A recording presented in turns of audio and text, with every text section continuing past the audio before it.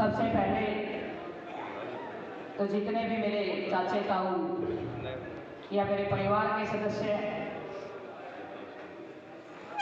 आए हैं इतनी दूर, इतनी ठंड का मौसम, कुछ दिखाई नहीं दे रहा था। सुबह से मैं बहुत चिंतित थी, लगभग मेरी 2 बजे आंख खुल चुकी थी। आप सभी का मैं दिल से धन्यवाद करती हूँ।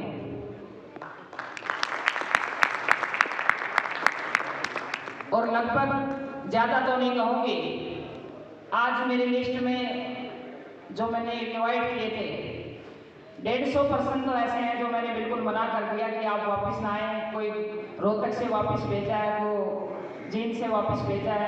मैंने एक ही बात कही कि हम सब, क्योंकि दिनेश भाई, धर्मवीर भाई, काफ़ी हम बैठ के चर्चा करते हैं, तकदीर भाई, योगेश भाई, कि बहन कोई एक प्लेटफॉर्म हो जहाँ पर हम अच्छे से काम करें, मिल के काम करें।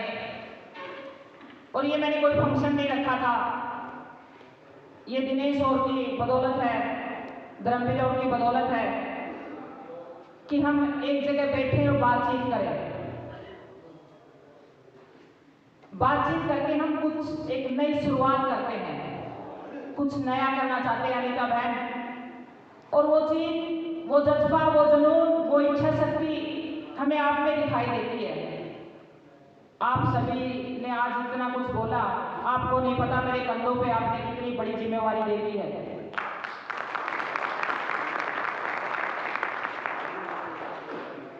मेरा जीवन मैंने बहुत लाखों स्टेजों पे बोला है, स्कूल, यूनिवर्सिटी, कॉलेज, समाज के हर कोने कोने पे। मैं गुरुकुल की पढ़ी हुई विद्यार्थी हूँ। वहाँ पर मेरे घर का माहौल भी आर्य समाज जैसा, गुरुकुल जैसा रहा है। आज मेरे पिता इस दुनिया में नहीं है, लेकिन मैं शायद आज पता नहीं कितनी बार भावुक हुई हूँ कि काश आज वो देखते कि मेरा इतना परिवार मेरे साथ खड़ा है और आज मैं उनके सपने को पूरा कर रहे हैं। मेरे भाई पीछे बैठे हैं, सबसे बड़े साधारण हैं, वो हमेशा सिंपल से रहते हैं, लेकिन मेरी माँ और मेरे भाई का हमेशा सपना रहता है, मेरी फैमिली का, कि अनीता बेटा, मेरी माँ एक ही शब्द कहती है। मुझे आज भी वो दौर याद है, मेरे पिता के जाने के बाद मेरी माँ चूल्हे के पास बैठी थी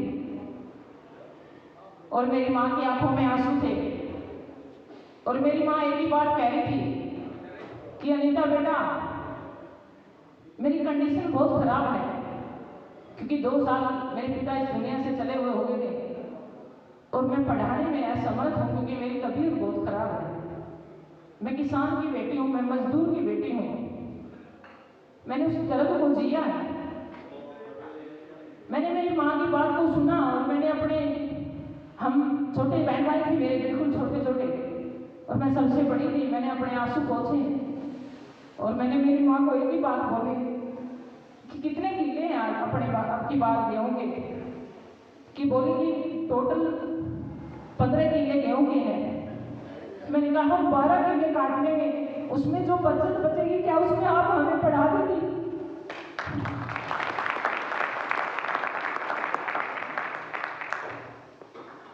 मैं कभी स्टेज पे रोती नहीं, लेकिन आज मुझे वो दर्द, वो पीड़ा, मेरी माँ ने खेतों में कभी मेरे पिता की जीती थी, दूसरे खेतों में जाके नहीं देखा था, लेकिन मेरी माँ ने दूसरों के खेतों में जा करके, यहाँ गंगुआ के खेतों में जा करके हमारे को पढ़ाया है।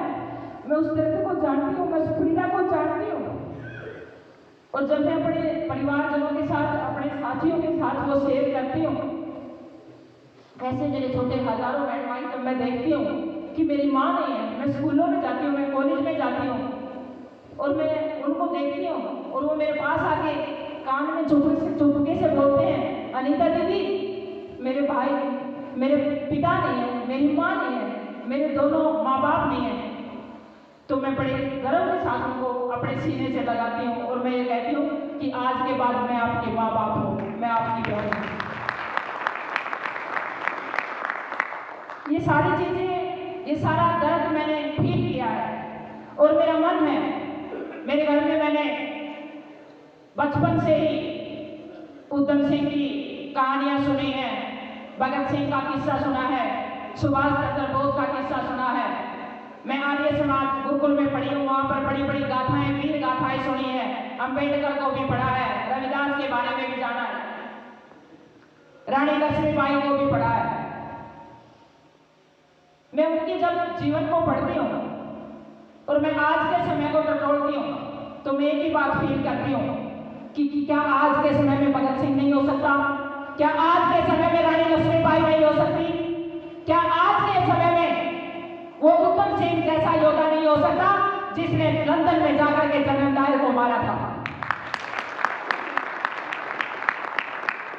मुझे नहीं लगता कि हम आज भी आजाद हैं। मैं फील करती हूँ जब सेक्टर जैसे उस भवन के धक्के खाती हूँ लोगों के काम करवाने के लिए। मैंने इतनी उपलब्धियां अपने देश को दी है, मैंने अपने लिए कुछ नहीं मांगा, क्योंकि मैं अपने लिए मेरे को परमात्मा ने बहुत कुछ दिया है। मैं एक अच्छे रैंक पे कार्यरत हूँ, लेकिन मैं उससे संतुष्ट नहीं हूँ। मैं अपने समाज के लिए बहुत कुछ करना चाहती हूँ, मैं अपने छोटे बहन भाइयों के लिए बहुत कुछ करना चाहती हूँ, लेकिन मैं इस मिशन में अकेले नहीं चल सकती। मुझे पता है मैं जब बैठती हूँ तो एक इंसान किसी भी विजन को लेके चलता है तो बहुत सारी चुनौतियां उसके अंदर आती हैं, बहुत सारी बाधाएं आती हैं, इंसान निराश भी होता है, टूटता भी है। लेकिन मैं आप सभी से इतना अपेक्षा करती हूँ कि इस विजन के अंदर जो आप मुझे सौंपने जा रहे हो, जिस सपने को आप मेरे अंदर देखना चाह रहे हो, उसमें मैं अकेली नहीं लड़ पाऊंगी, इसमें मुझे आपका साथ चाहिए, उसमें मैं आपका योगदान मांगना चाहती हूँ। और वो इसलिए मांगना चाहती हूँ, और ये भी नहीं है कि आज आप मेरे दबाव से हाँ भर के चले जाएं, नहीं, कैसी भी बाधा आए आप बस मेरी पीठ पीछे से थपका देना कि अनीता बेटा आप बहुत कुछ कर सकते हो, आगे मैं अपने आप देख लूंगी, मैं ये विश्वास दिलाती हूँ। जब मैं छोटी सी थी, मेरे पिता इस दुनिया से गए, मैंने उन नेताओं की दहलीज पे जाकर के वो ठोकरें खाई हैं।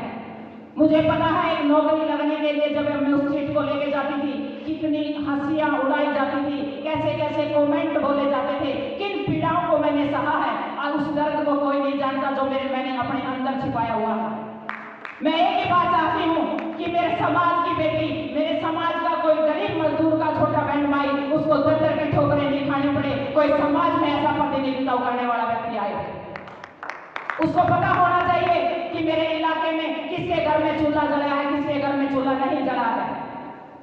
आज मेरे घर में तो चूल्हा जल रहा है, मैं अच्छे से मैंने अपने घर का टेंट वेंट कर लिया है, अच्छे से मैंने चिप्स लगा के फर्श कर लिया है, बिल्डिंग बना ली है।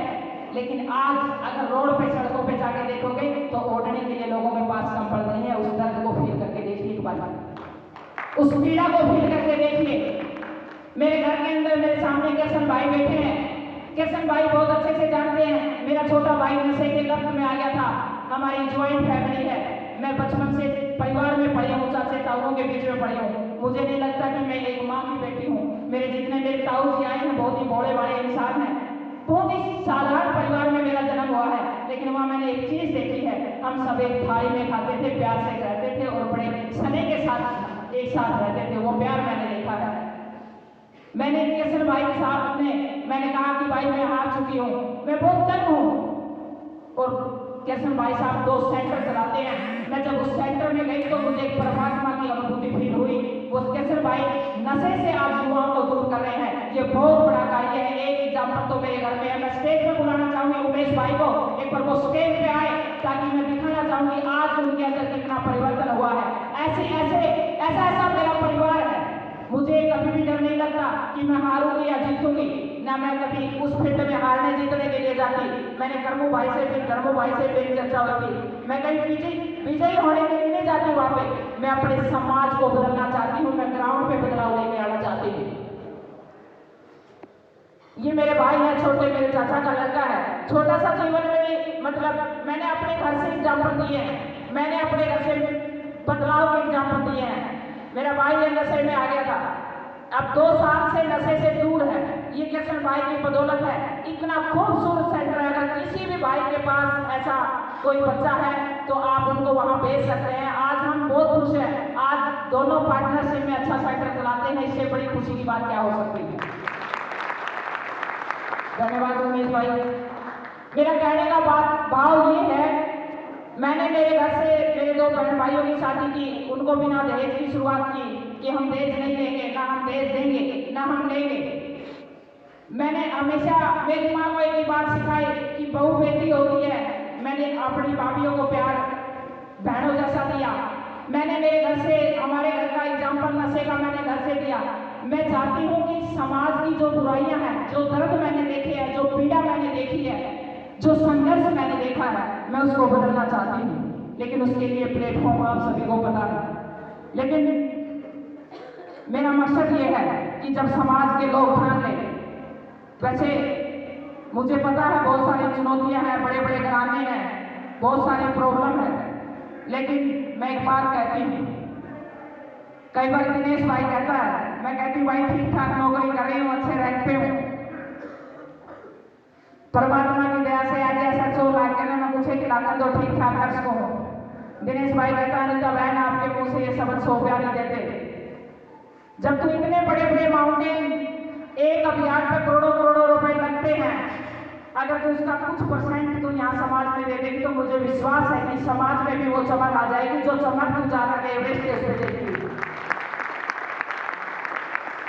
सुमेर भाई बैठे हैं मेरे बड़े भाई, जिन्होंने इतना शानदार, मैंने एक छोटी सी बात बोली कि भाई मैं अपने परिवारजनों को बुलाना चाह रही हूँ नए साल में। मैं अपने भाव, क्योंकि आजकल समाज में डिप्रेशन बहुत ज्यादा चल रहा है और मैं बहुत बड़ी भावुक हूँ। मेरे को रिश्तों की इतनी भूख है, पता नहीं आगे क्या होगा क्या नहीं होगा, लेकिन मुझे रिश्ते जीना और आपस में जुड़ना, परिवारों के साथ जुड़ना मुझे बहुत अच्छा लगता है। मेरी सबसे बड़ी भूख है। मेरा हिंदुस्तान में मेरे को ये होता है कि हर घर में मुझे, हर घर में मेरा घर हो, हर घर में मेरा एक अपना परिवार हो, ये मेरा मकसद है। तो सुमेर भाई ने मैंने एक छोटा सा बोला कि भाई मैं चाहती हूँ कि कुछ अच्छे ताऊ आए, हम सब बैठ के बात करें। तो एक छोटे से निमंत्रण में इतनी बढ़िया व्यवस्था, और हमेशा दिल खोल के हमेशा ये कहते हैं अनिता बहन, सुमेर भाई मैं आपको बता दूं कि सुमेर भाई एक यहाँ हिसार के एक मजबूत परिवार के बेटे हैं और बहुत ही अच्छे इंसान हैं। अंकल जी आज इस दुनिया में नहीं है। कल मैं बैठी थी आंटी के पास, मुझे इस परिवार में जाके ये फील होता है। और भाई ने एक आशीर्वाद दिया कि अनिता बहन, 4 बहन की बजाय मेरे 5 बहन है। मुझे बड़ा प्राउड फील होता है जब मैं आपके साथ बैठता हूँ, तो मुझे बड़ा गर्व फील होता है। हमेशा इतना स्नेह देते हैं। अभी रमेश जी बता रहे थे बाबू जी की बात। मैं ये कहती हूँ कि अगर आपके दिल अच्छे हो, अगर आपके भाव अच्छे हो, आपने समाज से मांगने की जरूरत नहीं है। मुझे क्या पता था कि बिहार में जाकर के वहां से एक संदेशा आएगा, कोई मेरी सोशल मीडिया को देखेगा। मैंने यहाँ से स्टेज पे बोला, मेरी भावनाएं उस व्यक्ति ने सुनी और कहा कि इस बिटिया को बुलाओ, देहरादून से निमंत्रण आता है।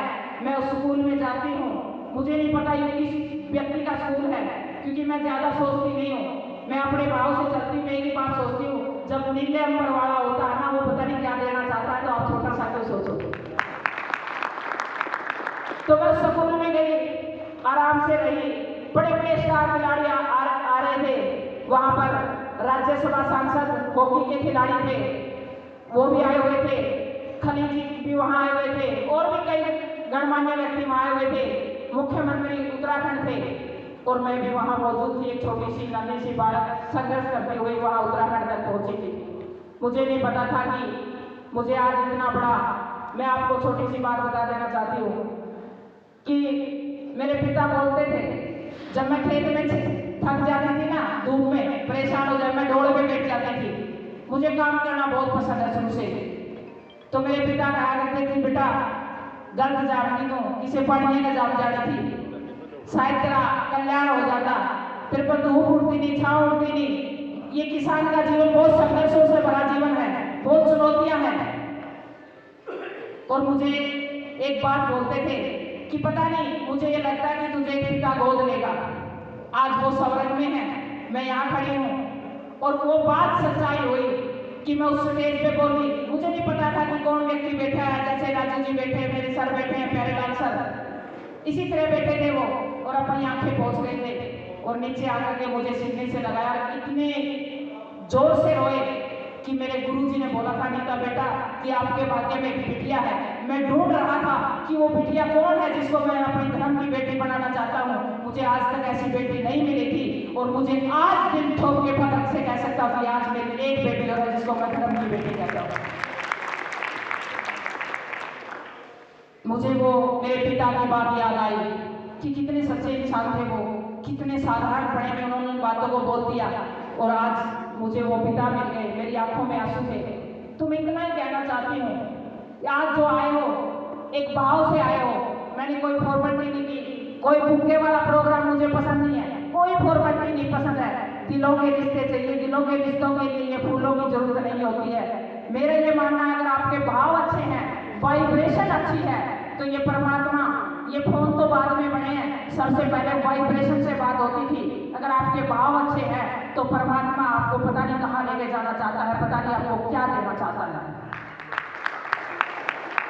पद मुझे ज्यादा वो नहीं लगता, मैं इतना सा करना चाहती हूँ, परमात्मा से इतनी शक्ति मांगना चाहती हूँ कि कोई भी मेरे से अपेक्षा करे तो उसकी अपेक्षा को खरा उतर पाऊँ, उसकी अपेक्षा को पूर्ण कर पाऊँ। बस इतना सा मैं परमात्मा से मांगती हूँ। पद से मुझे ज्यादा लालच नहीं है, मुझे बस इतना दे दे परमात्मा कि मुझसे कोई बहन भाई या कोई भी व्यक्ति अपेक्षा करे तो मेरे हाथ में इतना हो कि मैं उसको दान दे पाऊँ। लेकिन मुझे खाट पे बहुत अच्छी नींद आती है, मैंने मेरी माँ की हारे की दाल बहुत अच्छी लगती है। आज मेरे सामने मेरी माँ जिन्होंने मुझे जन्म दिया, मेरे मामा जी, सब लोग यहाँ बैठे हैं, तो मुझे बड़ा फख्र हो रहा है। जब मैं गांव से मैंने अपनी यात्रा शुरू की, एक साधारण सी बात, किसी ने नहीं पता था कि मैं क्या क्या करूँगी क्या नहीं करूँगी, मुझे पता भी नहीं था कि मैं किन शब्दों में अपने परिवार को बताऊँ।